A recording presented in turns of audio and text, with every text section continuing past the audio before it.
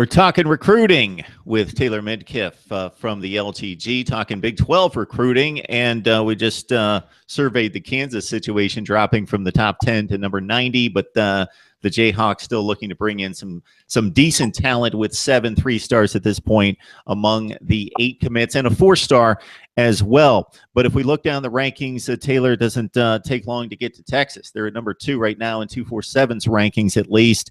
Oklahoma at number 6 after bringing in one of their best classes last season in about 10 years. And then everybody else slots, at least the contenders, about where you would expect as we stand in. And it's extremely early. TCU at 16, West Virginia 25, Oklahoma State 26.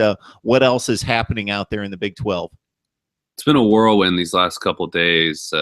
You can kind of keep up with all of it at the LGG.com. That's where we update as much as we can on decommits and commits, players who flip.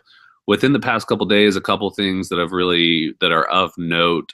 Just yesterday, Texas got a big 4-star commit from an offensive lineman out of Utah.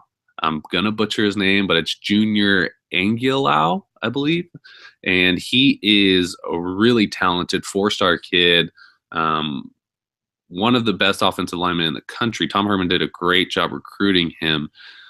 Texas needs players in the trenches. Right now, their class is one of the best in the country, but it's made up predominantly of skill position players. They've got probably the best secondary class in the entire country.